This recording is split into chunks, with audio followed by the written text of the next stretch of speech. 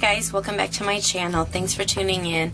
Today's video is going to be my journey with breast cancer. October is Breast Cancer Awareness Month, so I thought I'd share my personal journey. Okay, so let's get started. Right now I am 33 years old, and I was fairly young. I was really young when I was diagnosed. This was back in 2004. I was 21 years old, and I had a 3-year-old, and yeah, I got married young and started my family. My husband was in the Marine Corps, and so we were stationed in North Carolina, and he was deployed. When he returned from Iraq, about a year later, almost a year later, I got pregnant and I miscarried.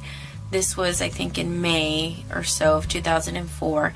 And so a couple of weeks after that miscarriage, I felt a lump in my left breast. And I had a follow-up appointment to the miscarriage situation, and so I figured I'd wait until then to bring it up to the doctor. So when I went to go see the doctor, I brought it up to her, and she said, "Oh, I wouldn't worry about it. You're really young.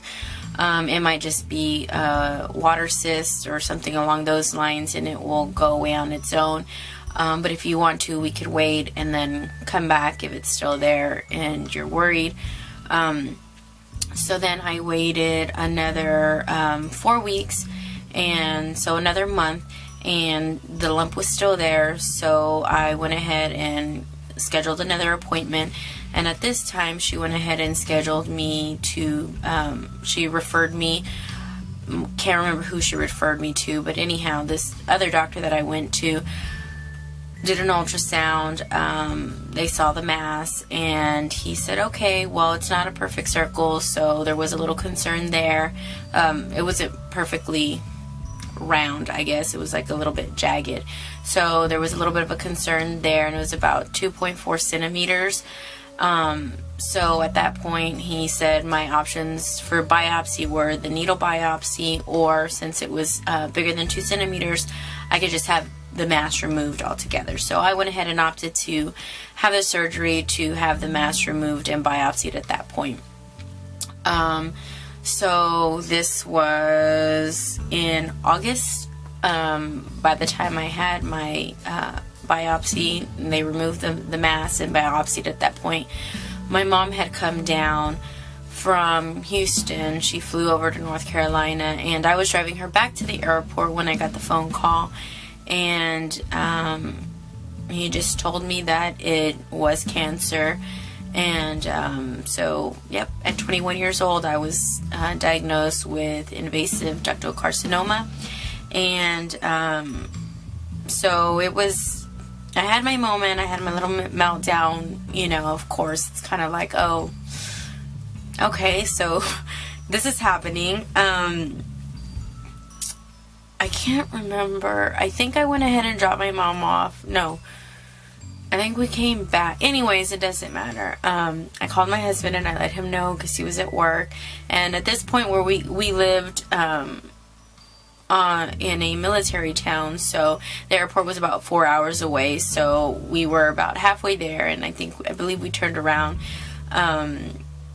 Yeah, so I mean, one thing led to another. I was not.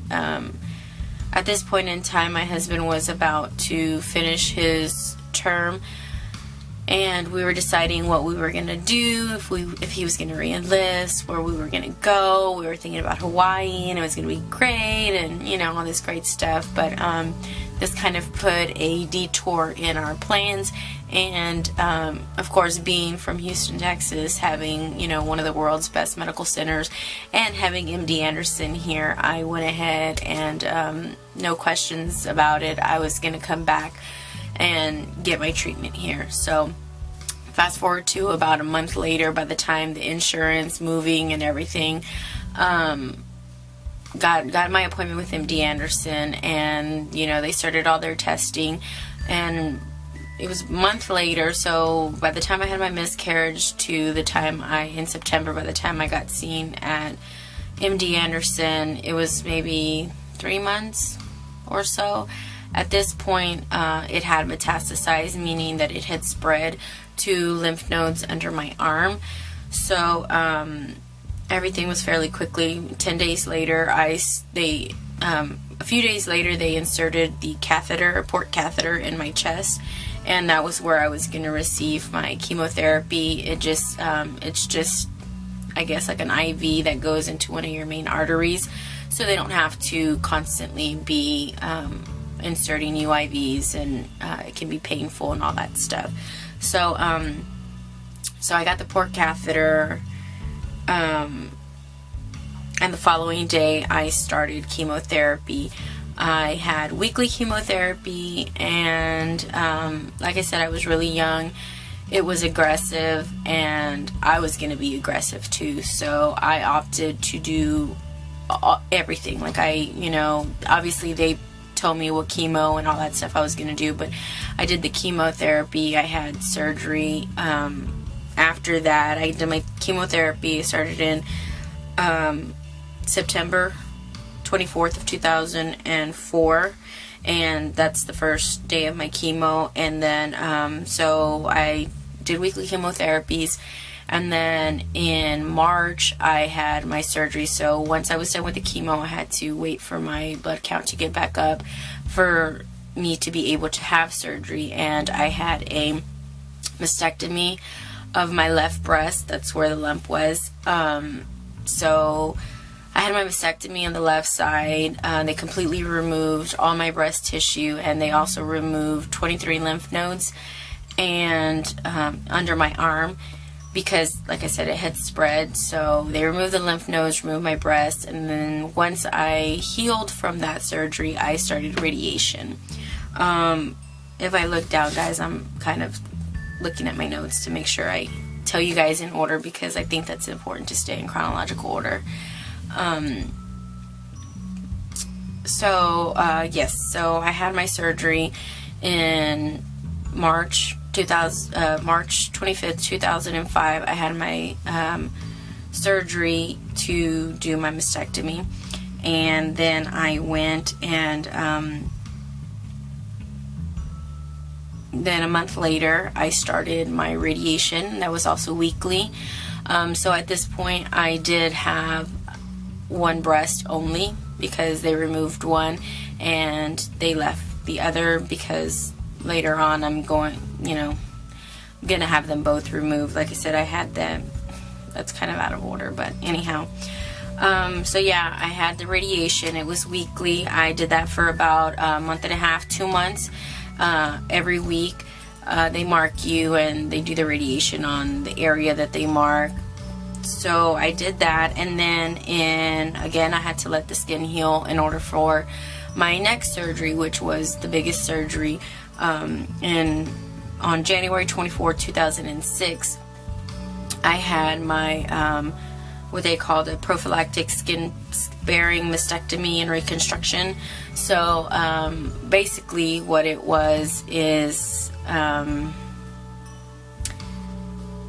they removed my right breast, left my skin, and then I basically had like a tummy tuck, and they took all my fat and moved it to my chest. So yeah, it was pretty intense surgery. I think that was one of the hardest parts. Not really, but as far as recovery and that kind of stuff, it was really intense. So yeah, so that's the basic of my breast cancer, I guess, the facts. And then fast forward, I was fine for several years, and then I had a little nodule, is what they called it, on my left chest wall, and this was in 2015. And it had been several years when I noticed the little nodule, like they called it, and I brought it to their attention, and they said it's probably just like a clogged gland or something. Didn't worry about it. It never got bigger. It did start irritating me a little bit, but it wasn't anything serious. So one day I went in, I was at the dermatologist, and I said, you know what, can we go ahead and remove it? I was there for something else, but I went ahead and removed it because it was simple, quick, easy, came off, no worries. They sent everything to pathology, so they called me back and said, hey, it's cancer. This one wasn't major, I guess. I mean, any cancer is major, but it was very, very small. Like, I don't even know what to compare it to because it was that small. But so I went back and went back to MD Anderson, of course, and I had a skin excision. It's just removing an outer layer of skin around the area just to make sure that all that area was removed, and just in case that there wasn't anything extra left behind.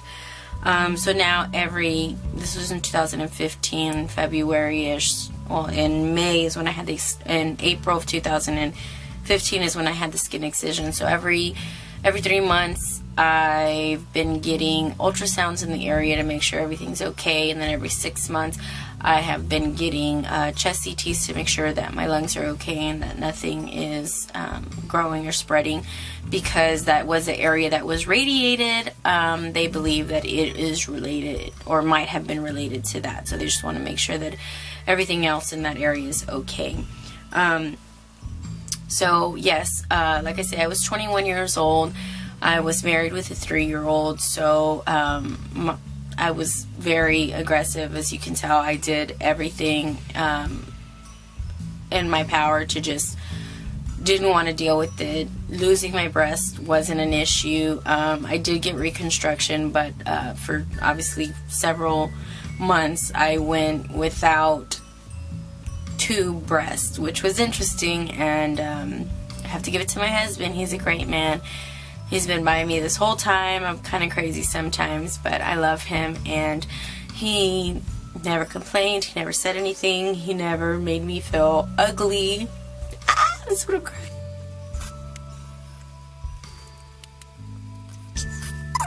Anyhow, he never made me feel any less of a woman. Never made me feel any less attractive. He just always loved me and wanted me. So that's good. And of course, like I said, I had my mini breakdowns. I thought I wasn't going to cry, but you know, whatever. So another thing that I feel that really helped me get through it, I feel like my family dynamic is amazing. And when I was diagnosed, like I said, I was in North Carolina and I moved back to Houston. And at this time, my sister was living in California. My mom was still here in Houston. And my sister moved down.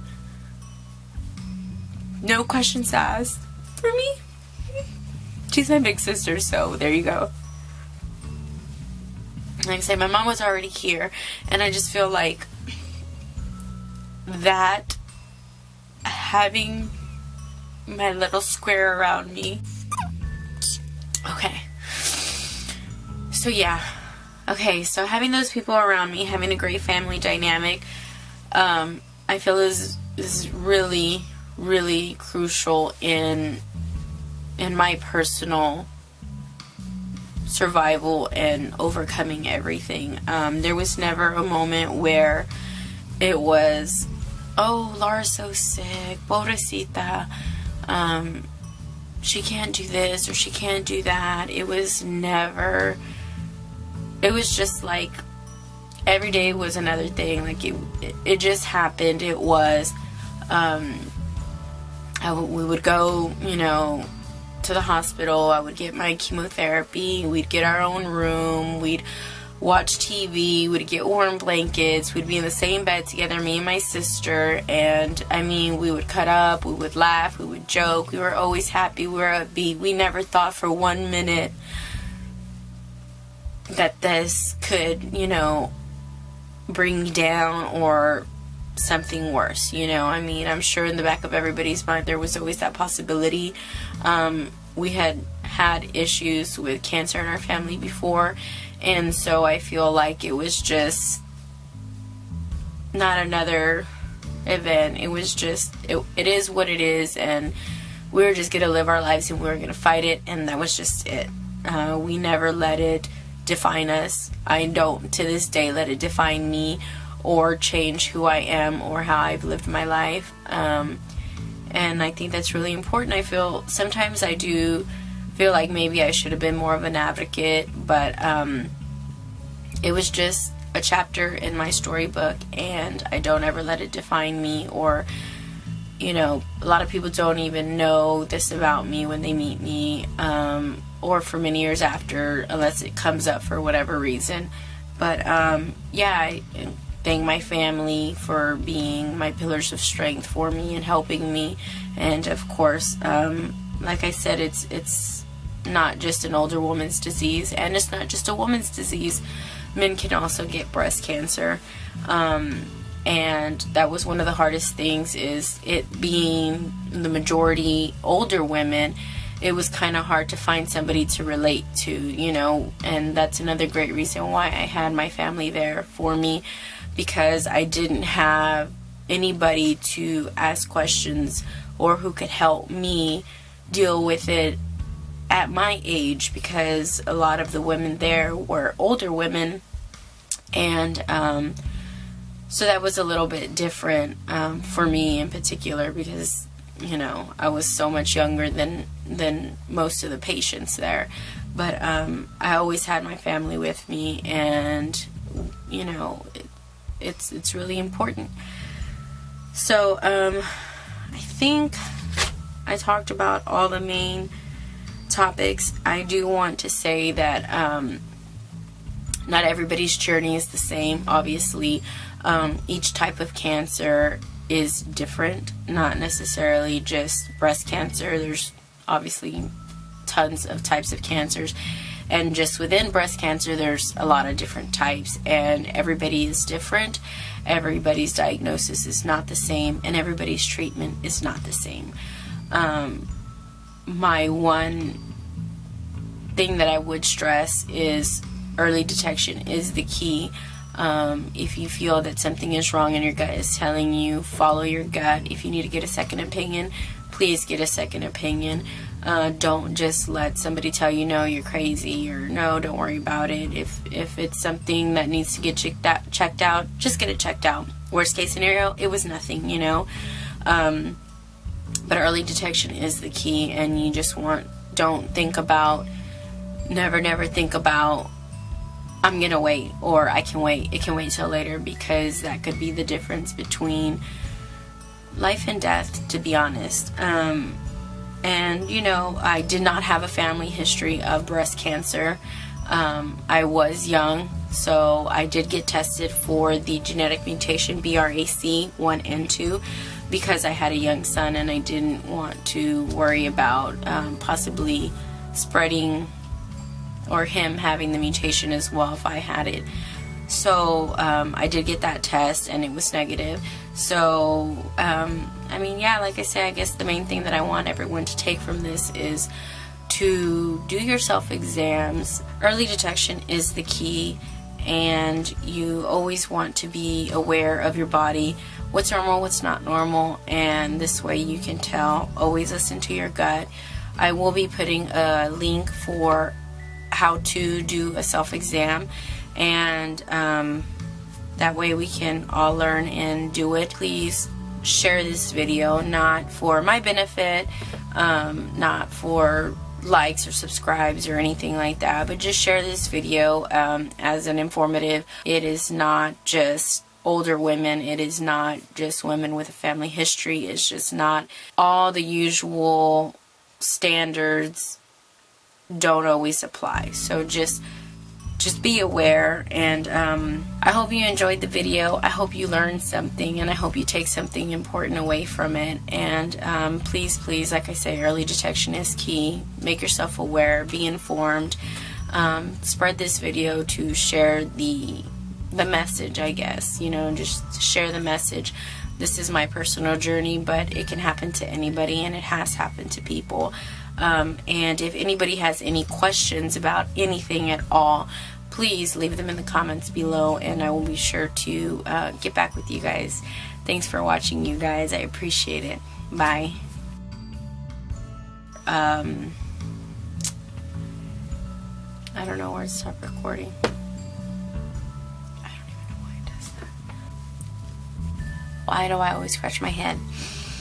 I think it's a nervous habit. Anyways, hi guys, hey guys, hi guys, hi guys, hi guys, hey guys, hi guys, hey guys, hey guys. Okay guys, so hey guys. Away there. Oh, whoa, whoa, what is going on with my hair? No.